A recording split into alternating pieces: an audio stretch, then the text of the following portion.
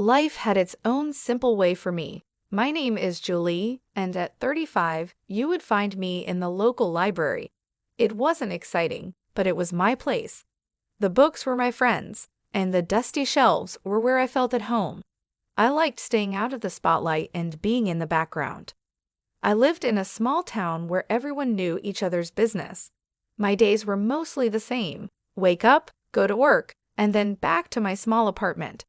It was filled with used furniture and lots of books. I didn't really go out much, and that was okay with me, or at least that's what I told myself. Then Jack walked into my life. It was a day like any other. He wanted a book, something different, he said.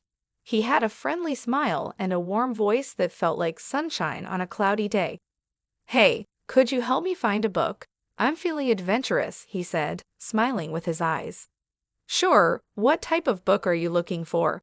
I asked, adjusting my glasses and trying not to stare at him too much.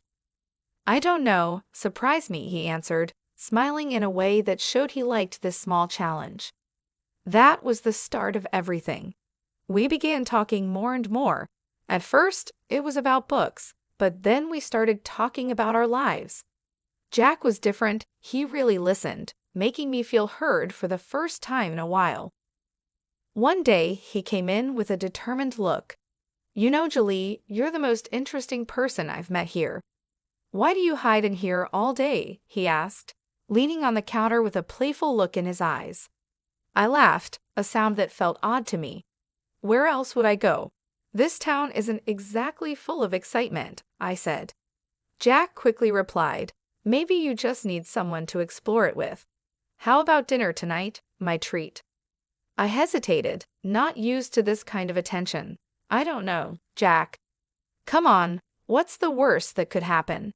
You spend an evening out with a guy who enjoys your book recommendations. Plus, I promise to make it worth your while. You can show me this hidden gem of a town," he encouraged, his confidence catching. Against my better judgment, I agreed. "Okay, sure, but no fancy places. I don't like all that fuss," I said. Jack smiled brightly. "I'll pick you up at 9. Wear something comfortable." That night changed everything. Jack showed me parts of the town I'd never noticed, even though I've lived here all my life. He made me laugh, a real, deep laugh that I didn't know I could. He listened to my stories, my dreams, and my fears, never making me feel unimportant. As we walked back to my apartment, he stopped and looked at me seriously. "Julie, I know we've only just met, but there's something about you. You're genuine, and in a world full of fakes, that's rare." I didn't know what to say. No one had ever spoken to me like that before. "Jack, he cut me off, gently placing a finger on my lips. "You don't have to say anything. Just know that I see you, Julie. I see who you are, and I like what I see." Jack was always the best part of my day, making everything brighter with his care. He made me feel seen, calling me beautiful, kind, and smart things I hardly believed about myself. His warmth made the idea of forever not just possible, but desirable. When he proposed, it felt like a dream. "Marry me, Julie."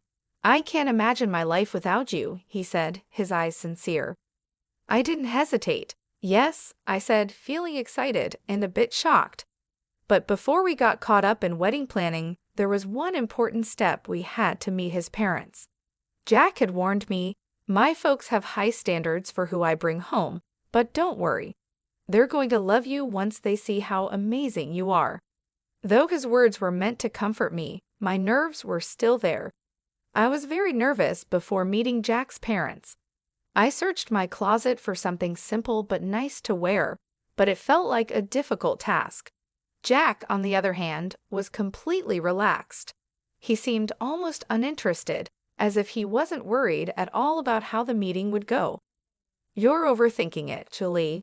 Just wear what you're comfortable in," he told me casually, which only made me more nervous. When the day came, I chose a simple blue dress, hoping it was the right choice. As we drove to his parents' house, Jack seemed more interested in the music on the radio than in the meeting. "You sure they're going to like me?" I asked him, looking for some reassurance. They'll come around. Just be yourself, he replied, not really paying attention. I was anxious as we walked up to the door of Jack's childhood home. I remembered his warnings and felt scared about what was coming. When the door opened, Jack's parents were hard to read. The dare that followed felt like a test. They asked me many questions, making it feel more like an interrogation than a casual conversation. So, Julie, Jack tells us you work at a library. Do you see yourself doing that long-term? His father asked, sounding like he didn't think much of my job. I tried to answer confidently. I love working there. It's fulfilling in a way I can't quite describe, I said, hoping my passion would impress them. Jack was unusually quiet the whole time, offering little help as I dealt with their tough questions and subtle criticisms. It felt like I was fighting a battle alone, with Jack just watching. On the drive home, the car was silent. I was not only upset about how the evening went, but also disappointed in Jack's lack of support. I thought you said they'd warm up to me, I said, my voice filled with hurt.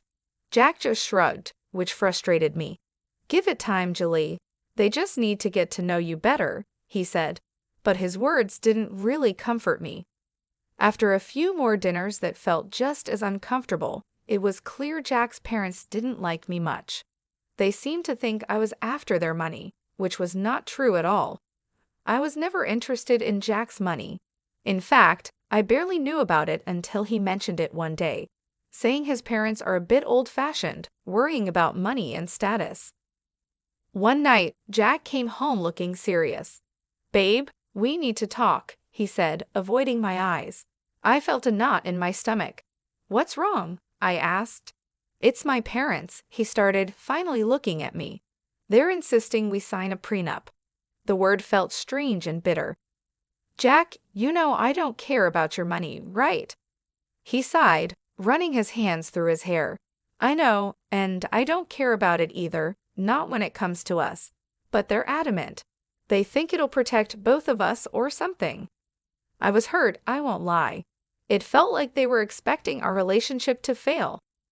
But I loved Jack more than I cared about his parents' approval or some silly agreement.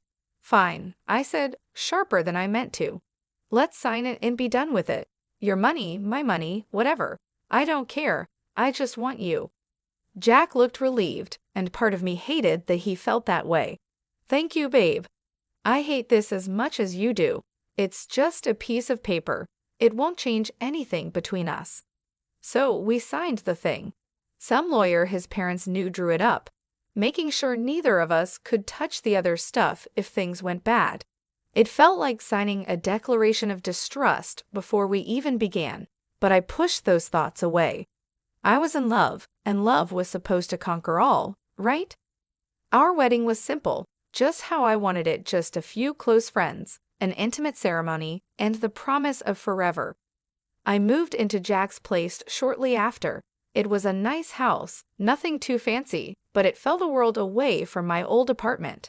Jack's parents lived nearby, which meant surprise visits that seemed more like inspections. Life with Jack started like a fairy tale, but it didn't take long for the shine to wear off, showing the harsh reality underneath. The change didn't happen overnight, but the signs slowly crept in, eroding what we had built. His mother, Megan, was the first crack in our perfect picture. She dropped by unannounced, scanning the house as if taking inventory. Remember, this is Jack's house. Everything here is his, she reminded me. I kept my cool, replying, I'm all aware, Megan. I'm not here for your son's things. I love him, I said, but she just scoffed. Love doesn't pay the bills, dear. Just remember, if you ever leave, you leave with what you came with, nothing. One day, she walked around the house pointing out everything. See this couch? It's Jack's. That painting, also Jack's. Remember, dear, in case things go bad, you have no claim over any of it, she told me with a nasty kind of sweetness in her voice. It seemed like she enjoyed reminding me of my place in their world. Jack's father, Alexander, wasn't any better. He and Megan acted like they owned our house, not just visiting. They demanded coffee the moment they walked in, criticized how I made it too weak or too strong, and then sat in front of the TV.